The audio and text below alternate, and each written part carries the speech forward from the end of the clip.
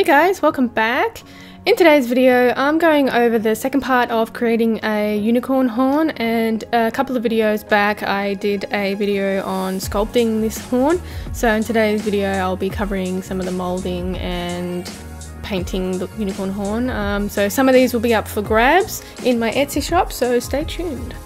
So the one that I have here is a raw cast, so nothing's been done to it, it's just pulled straight out of the mould. The next one is a pink to white ombre horn, and the bottom isn't painted, as you can see, so just thought I'd share that as well, but I can paint it if you like.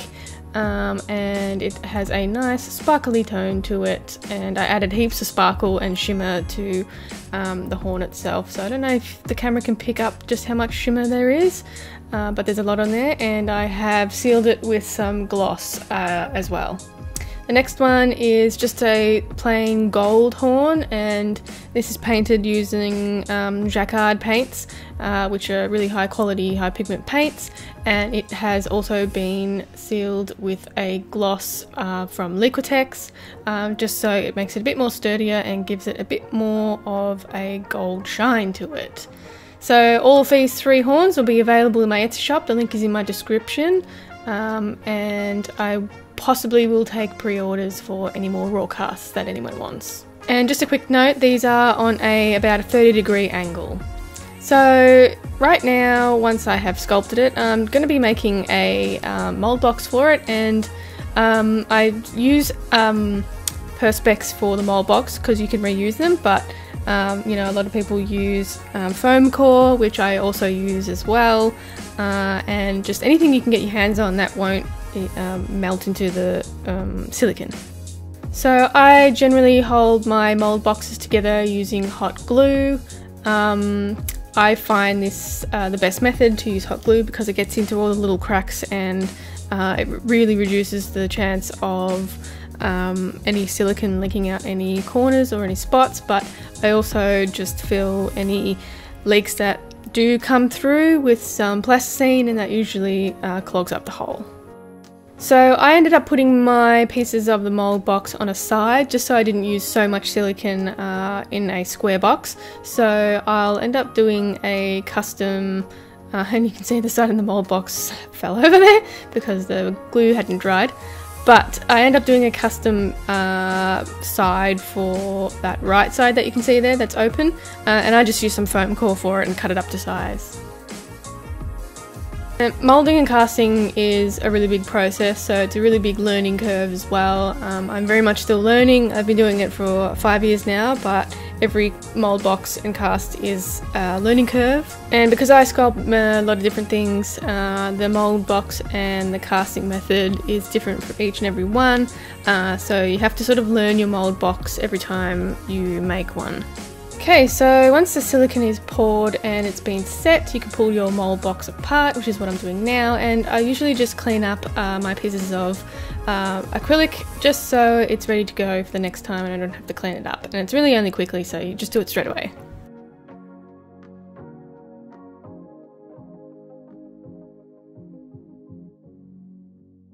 And once we have it out of the box, I just go ahead and trim all the little flashing off, and look how satisfying this is. Yeah, when it comes off in one bit. Check this one out. Yeah.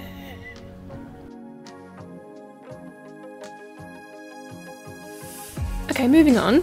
And I'm going to be cutting an opening on the side of this mold box, and I just use like a key element, so I don't cut a straight line, just so all the little zigzaggy bits end up going back into the same place and you won't have a really big seam line on the horn.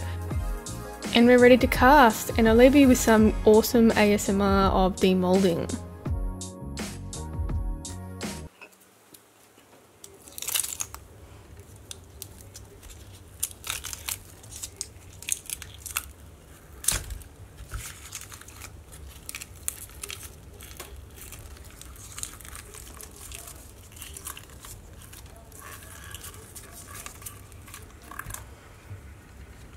I know a lot of people on my Instagram like the sound on when I demold things, so you can check out my Instagram if you want to see more demoulding noises.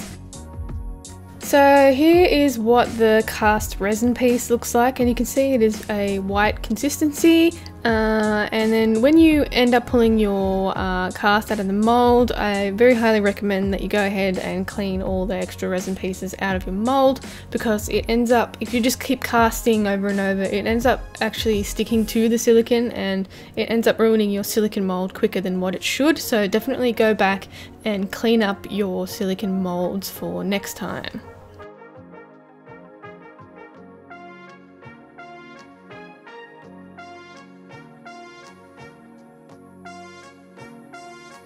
Alright, we can move on to painting the resin pieces. And for this horn I am going to be painting it a solid gold colour. And I did do quite a few coats of this paint. As you can see, it is a little bit see-through. But to start off with, I gave it a coat of some white paint with a good tooth on it. And that enables the gold paint to stick to the resin piece. So once that first coat of that white paint is dry, I'll then go ahead and add this gold paint. Now the paint that I'm using is called Lumiere by Jacquard, and you've seen it on all of my previous videos. That's what I use for any shimmery sort of paint.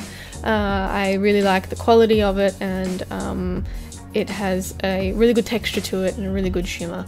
So if you have that in your local art store, definitely check it out, because it's a really highly recommended paint.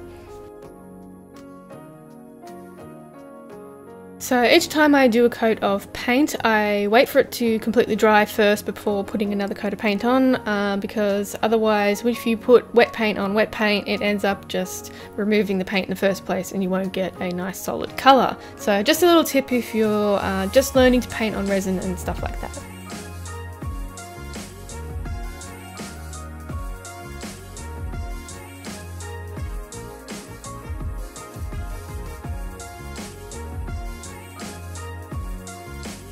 Okay, moving on to the next colour, and it is that pink and white ombre colour. I wanted a sort of nice, happy feel to this horn as opposed to the solid gold one.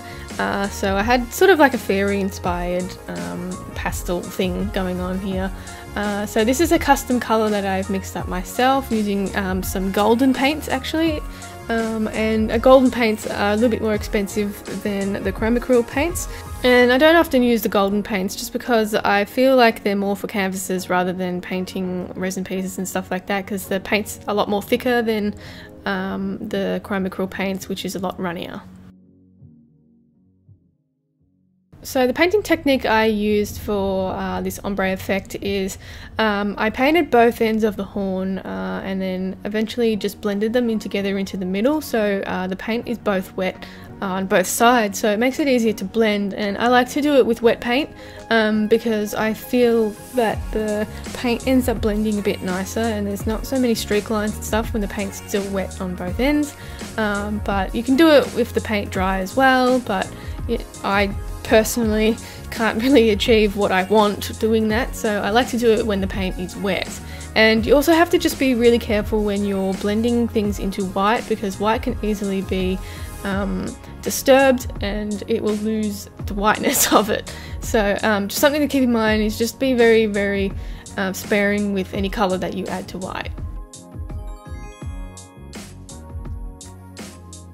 I ended up doing around 2 to 3 coats of paint for this particular horn, just so I had nice coverage and I had the white areas that were actually white.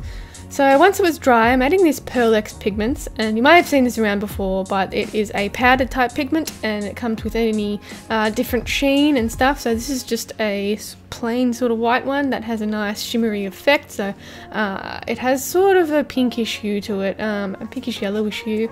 But it really works well with a lot of things that I do. So I add it to a lot of my BJD face-ups, and it just blends in really nicely with any colour. And you just slap it on like that and rub it into your piece, and the Pearl X pigments actually turn into sort of a shimmery effect, as you can see is happening down here. After I've added the shimmer, I'll then seal it up with some Liquitex Gloss Medium, and it will just bring out the shimmer a little bit more and protect the paint job a lot better than not having any sealer on it. So These 3 horns will be available in my Etsy shop again. So we have the raw cast one here. So we need some processing like sanding and any little air bubbles that will have turned up to be filled with epoxy sculpt. And the next one we have is that white pink ombre, and this has been painted and sealed again, so you won't need to do anything with it, and has a nice shimmer on it as well. And then the next one we have is the gold one, which has been painted in Liquitex paint and sealed with that Liquitex gloss medium, and all 3 will be available in my Etsy store, which you can find the link in my description. And that is it from me today, guys. I hope you enjoyed the video. If you did, give it a thumbs up and don't forget to subscribe.